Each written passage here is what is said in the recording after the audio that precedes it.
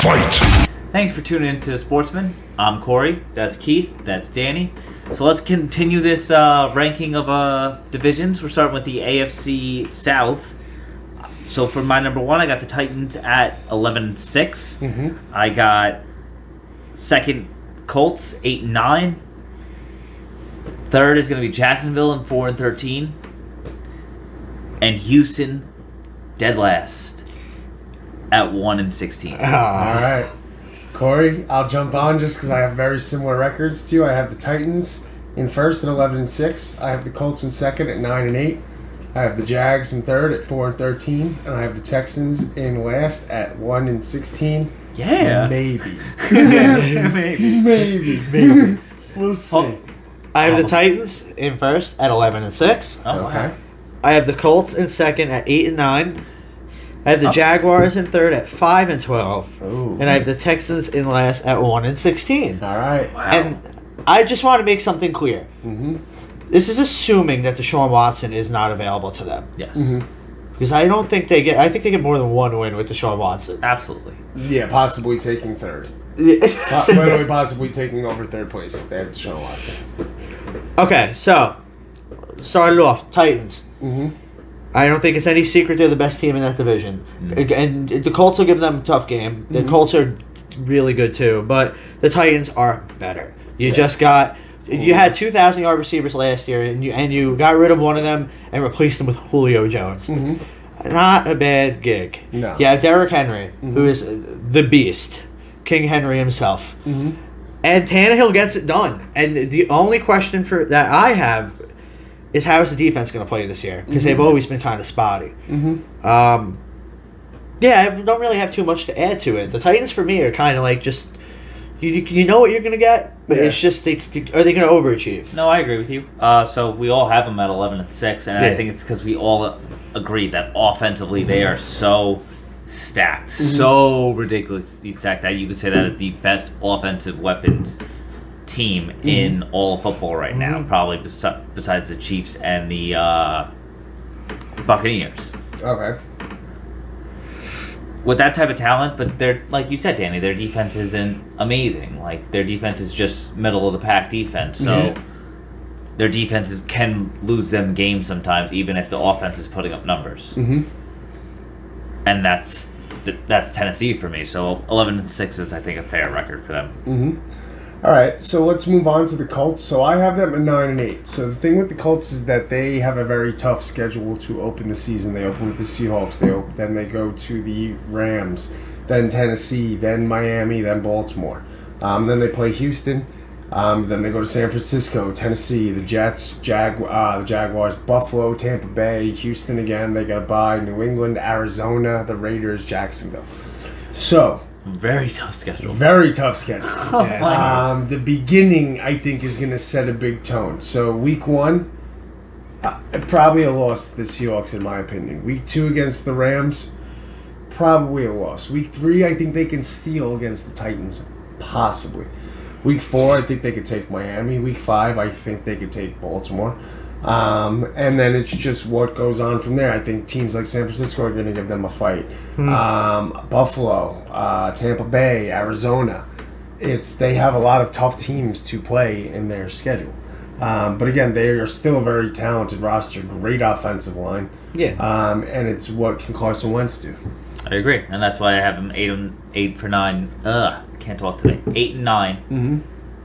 For that exact same reason. It's a game difference, I think, that we're probably splitting between. I have them losing a game and splitting with Jacksonville when I was doing this ranking. Okay.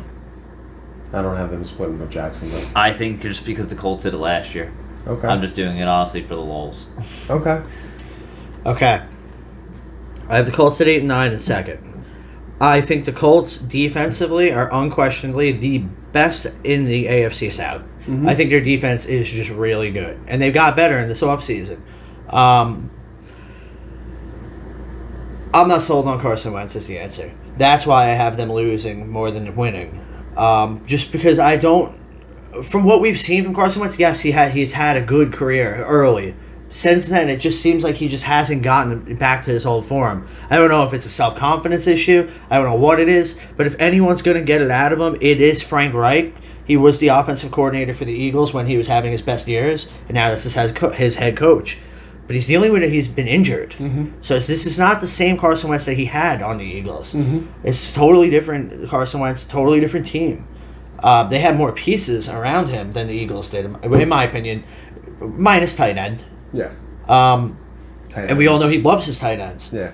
So I'm questioning, not the Colts, I'm questioning Carson Wentz. I hear you.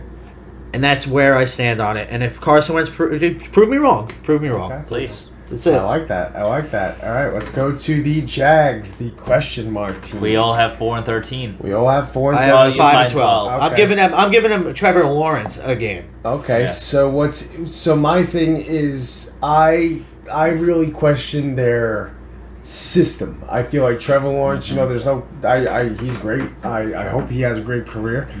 I hope he doesn't turn into one of these quarterbacks like Darnold that was a great college guy. And again, Trevor Lawrence is more talented, but when you fall into that horrible system, and again, Chark, Chenault, he's got good talent around him. Marvin Jones there. But He's got guys.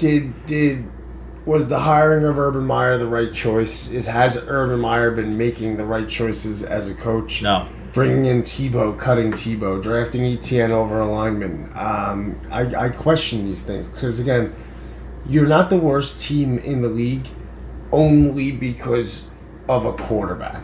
Yeah. Getting a quarterback does not take you from No. worst to first. It Nope. just doesn't happen like that. There's other pieces that I feel like the Jaguars didn't address. Now I give them 4 wins because of Trevor Lawrence, because of the players they have on offense: James Robinson, Chark, Chenault, Jones. But I don't know. I agree. Their defense kind of questionable. You want to go, Corey? No, I really wish I could add more to that because Keith covered everything that I would like to say about the Jaguars. Is that Trevor Lawrence is skilled enough to get them 4 wins. I don't see them doing better than any of the rookies besides Mac Jones and the Patriots. Honestly, just because of the Patriot way, I think 4-13 is what I'm expecting from all these teams. The rookie quarterback The teams? rookie quarterback teams. Okay. Just because I feel like, are still, this is year 1 and they're not complete yet. So Oh, yeah. I think, but the talent-wise of Trevor Lawrence and talent-wise as far as the Jets surrounding with Zach Wilson, because even he's lighting it up in preseason, I can't deny it. So that's why I'm going to give him the same credit and respect I'm giving Trevor Lawrence at 4-13, but hopefully they put up a good amount of stats. Yeah, because like you said in our last video, it's not necessarily the wins that you want to see from rookie year on. It's what does the team look like? How is he playing? How's he commanding the offense? If Trevor Lawrence does that, the Jaguars might have a bright future. If not, All right, so I feel I gave them an extra win because I think Travis Etienne not playing is going to make Chenault play better, and you're going to get more out of James Robinson because I think Etienne was going to play like kind of a slot gadget receiver out of the backfield, and that's going to take away Chenault because they want to get Chenault the ball. He's one of those shifty, gadgety slot guys too. But that being said, their defense has been losing players more than they've been adding. yeah, Joe Schobert. Yeah, why would you get rid of him? He's good. He's an all-around linebacker. Yeah. Aside from that, Urban Meyer is poison, in my opinion. I think he's going to poison this team. How do you get Trevor Lawrence and not put the best available lineman in front of him? How do you not do that? And then you have James Robinson, who was a rookie coming off an all-pro freaking rushing year. Yeah. And then you go and draft a running back? What are you, retarded? Come on. I shouldn't have said that. What are you, stupid? Like, for real, go back to college. Some coaches are just not meant to be pros. And honestly, he doesn't show you any enthusiasm on the sideline. No. He's a fucking... I hate the signing of Urban Meyer. Yeah. I think Shad Khan needs to get a grip on himself and stop going for fandom. Let's move it. All right, Texans. All right. So we Sorry. all have I- them going 1-16, and like I said, I think Danny covered it to the T. Is that we don't know if Deshaun Watson's going to play. We're assuming he doesn't play. So Yeah. without him playing, there's no talent enough to carry them to any wins. No. Deshaun Watson is that factor that carries them to wins. So without him, Yeah. Well, you lost Watt. You lost Fuller. You lost Deshaun Watson. Let's JJ. Well, yeah. everybody. Yeah. Everyone who's you good. don't have anybody anymore. Your line is suspect. You have Brandon Cooks. Your defense is buns. You have Kiki Kuti. You do have Kiki Kuti. That is true. And like 10 running backs. But I guarantee you, everyone in the NFL, at least the defense backs, have their Kuti shot, so they're not going to be affected by that. Though. The Texans, I think they could steal a win. They could get one late against the team because at the end of their schedule, they play the Chargers, the Niners, and Tennessee, which are all potential playoff teams. They could be benching dudes at that point. Then you might steal a win. Who knows? But it's an iffy thing. I think that it's going to be the tank for whoever is the guy next year for the Texans, in my opinion. You want me to take this one? I already covered the Texans. Oh, okay. All right, so you are a dumpster fire. You have been. You don't make good decisions. Your organization sucks. You're losing all-pro talent every year. Like, what are you doing? Now you're going to lose your quarterback. They need a major change. And bringing in Mark Ingram, Philip Lindsay, David Johnson, every running back under the sun is not the answer. No. I didn't mention DeAndre Hopkins, that they lost him too. Yeah. The biggest one. Yeah.